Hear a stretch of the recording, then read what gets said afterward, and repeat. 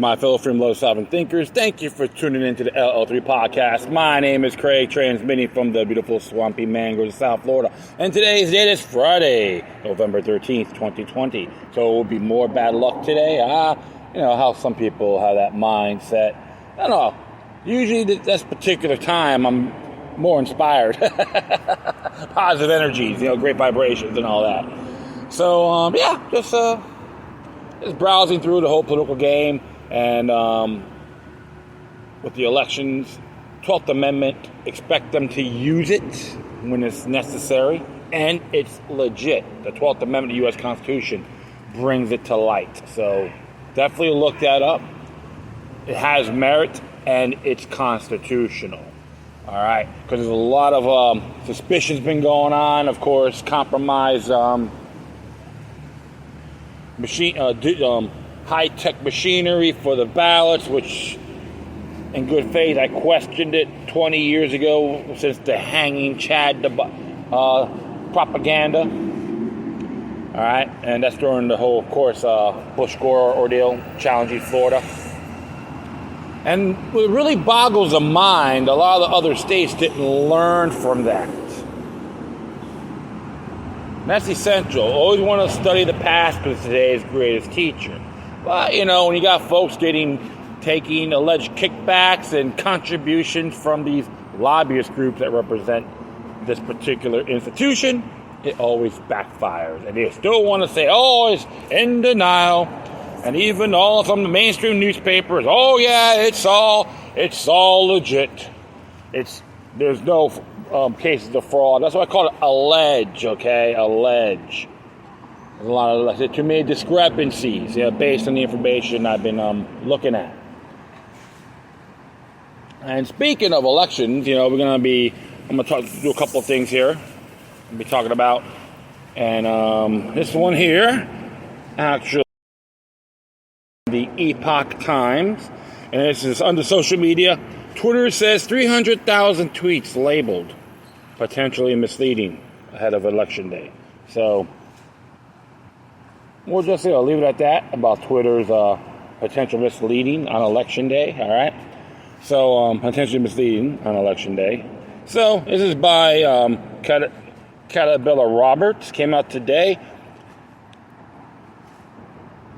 And it says here, Twitter on November 12th said it labeled approximately 300,000 tweets as contained content that was disputed and potentially misleading during the 2-week period covering the election. Censor.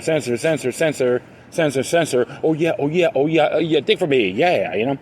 In a blog post published Thursday titled "An Update on Our Work Around the 2020 Elections," the company still said it's still seeing record levels of election-related conversation on Twitter, and wanted to provide an update about its ongoing work to actively enforce its rule to protect the integrity of this public conversation.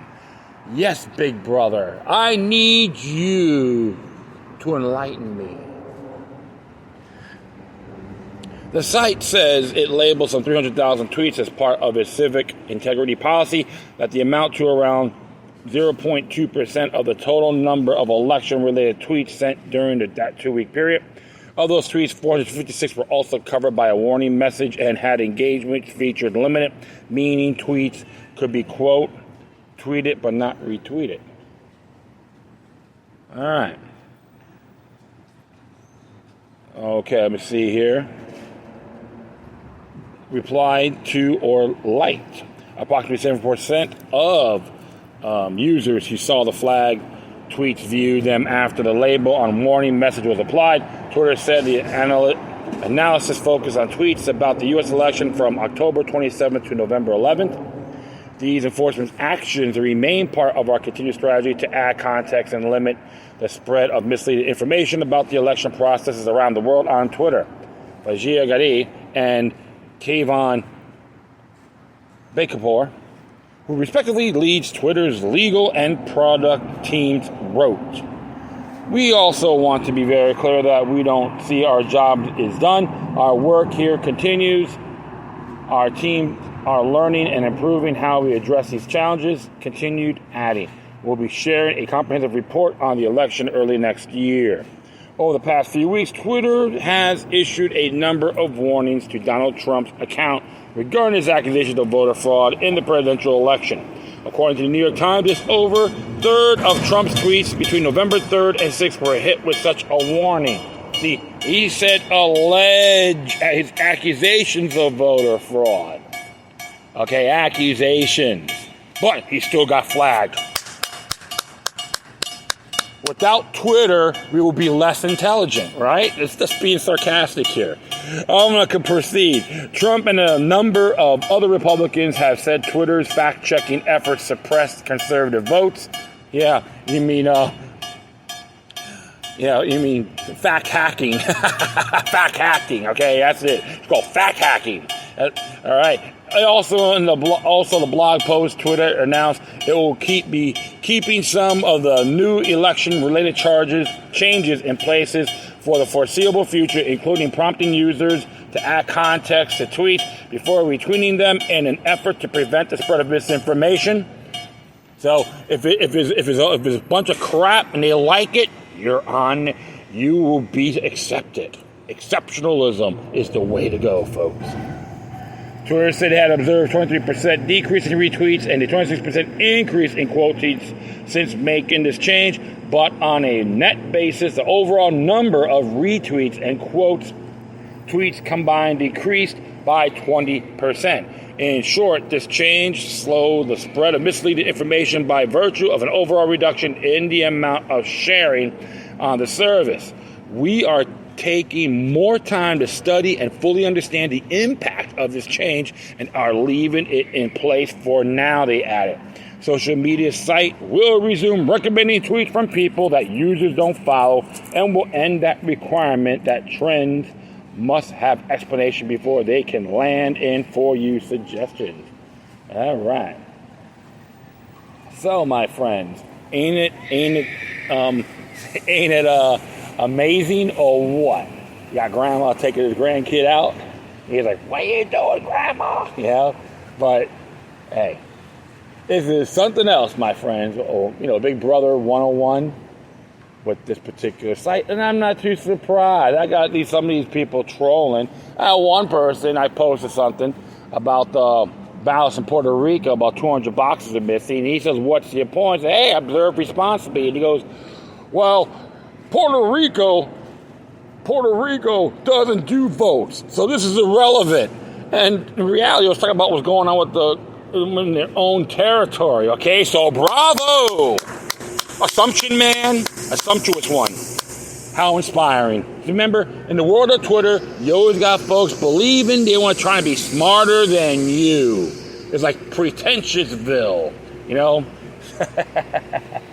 just attack, and they give you, and they try to set you that senseless. I can tell you this in good faith, he hasn't read the fine print. So you know what?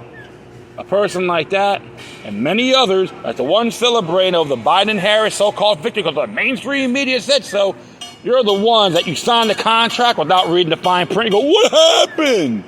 Absolutely. So if this occurs, it's like a good example.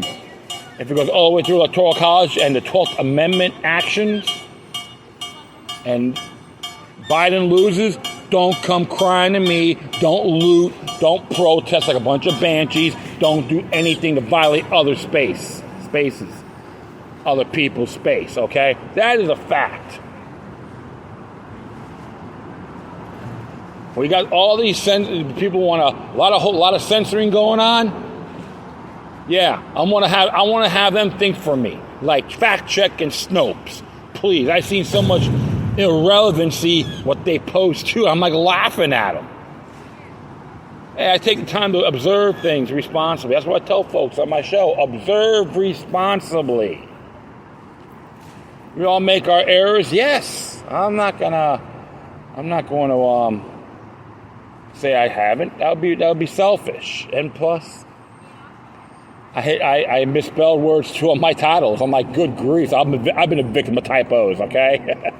So hey, bottom line is this: there's plenty of other social media sites to go to. Remember, Facebook and Twitter are wants, not needs. Actually, the entire social media extravaganza. They're wants, not needs. It's cool, like, to network with people, and I don't regret using it, because, you know why? There's some people I've networked with, and we still share stuff today. So, hey, if they get fact check and all that, don't get mad, be inspired. All right, so I want to do one more, and this one actually came from American Free Press, where Facebook don't want you to post. Okay, anything from this particular site, like Natural News and all that, they don't want you to post because they know better. All right, here's what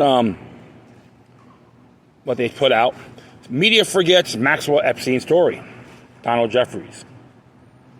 A 418-page deposition taken from former Jeffrey Epstein close crony Ghislaine Maxwell was recently released to the public over the strong objections of her attorneys, but all ignored by the mainstream media. The report depicts a combative woman who denied all the most sensational claims against her. The deposition was associated with a defamation lawsuit filed by Virginia Roberts Godfrey, one of the many women who claim to have been sexually abused by Epstein as minors.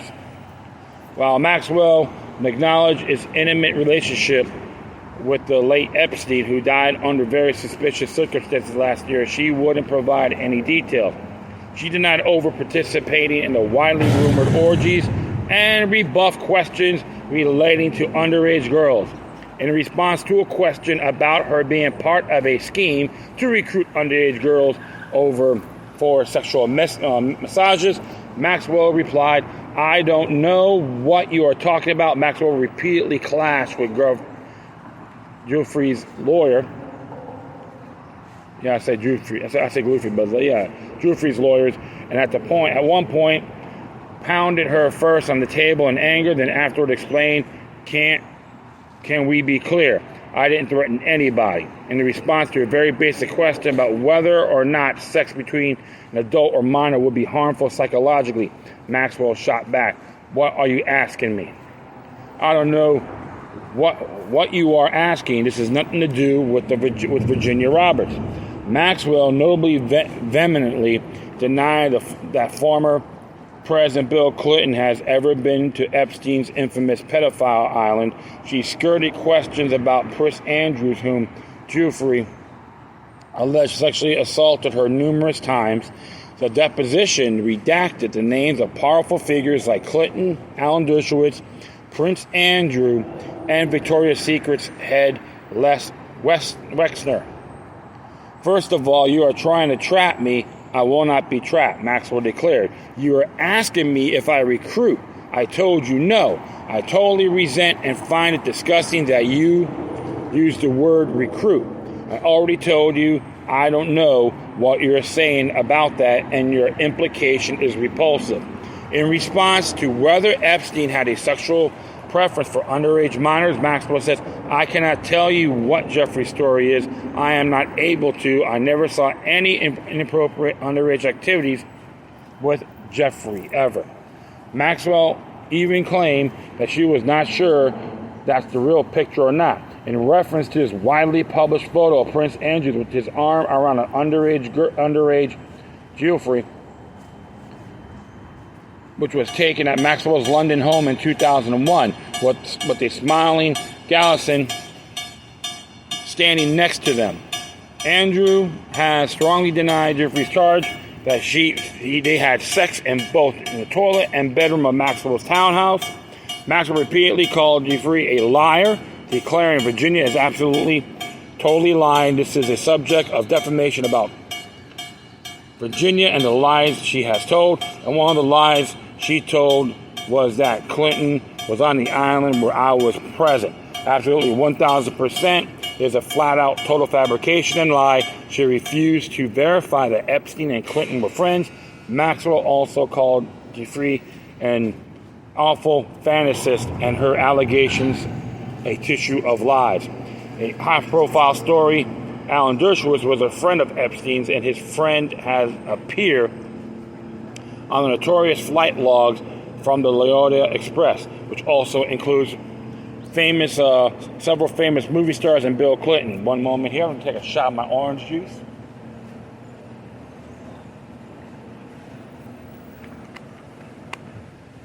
If you ever come down to Florida, folks, you got yourself a bottle of Indian River Select Orange Juice. Very good stuff.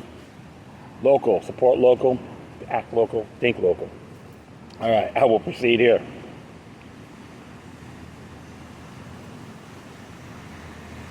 A few months back, he lashed off predictably at another Epstein accuser. In response to Netflix documentary series Jeffrey Epstein, Filthy Rich, Dershowitz charged that Maria Farmer, one of those who purportedly sexually abused by Epstein as a minor, may have been motivated by an anti-Semitic attitude she has long harbored to falsely accuse prominent Jews of sexual misconduct.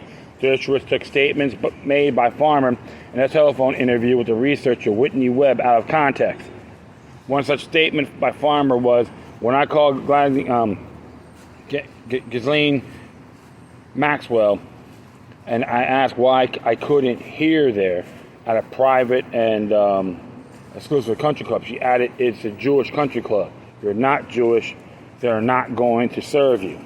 This is how this woman spoke to me. Yeah, and this is how these people think. Whitney, they, honest to God, to think they think their DNA is better than everybody else's. I swear to you. It sounds like Maxwell's a fan of the Talmud, right? It was all theme. It was a theme all the time with them, with Eileen Cunningham, with Jeffrey Epstein, with Ghislaine. It was a theme. Perhaps Dershowitz was upset at Farmer's allegation that Alan Dershowitz was an individual who came to visit Epstein at his New York mansion a number of times when I was working for Epstein. Dershowitz was very comfortable at the home, and will come in and walk upstairs. On a number of occasions, I witnessed Dershowitz at the New York mansion going upstairs at the same time. There were young girls under the age of 18 who were present upstairs in the house. So very interesting there, folks. Now we'll just see how this.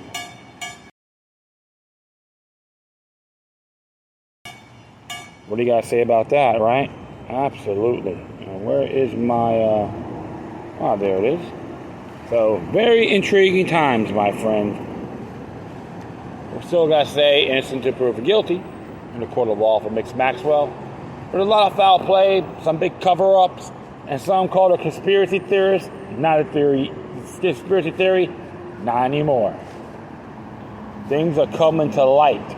Things are being exposed. Tyranny is stripped naked, regardless of multiple avenues. Look what's going on with the whole sex scandals, okay? Pedophile rings. That's being addressed. Doesn't matter where it's at. Elections. Banksters. Goes on and on and on. The order is worried, but they still believe they can control every single one of us. Well, you know what? Blowback will be hitting them when least expected. And when that time comes, I don't know when, but if it does, I'll just be kicking back, enjoying some sunshine. And you know what? That will be it. I thank everyone for listening. Plus, feel free to download and share us throughout your social media networks. If you have any questions, comments, or something that's interesting you want to check out, whatever you do, please send your correspondence with decorum. Furthermore, I shall leave the footnotes on my Spreaker page. If you could give these people some love, subscribe, donate to these two sites, the Epoch Times and American Free Press. If you want to send me some contributions, you can hit me at paypal.me/LokiLuck3, number 3.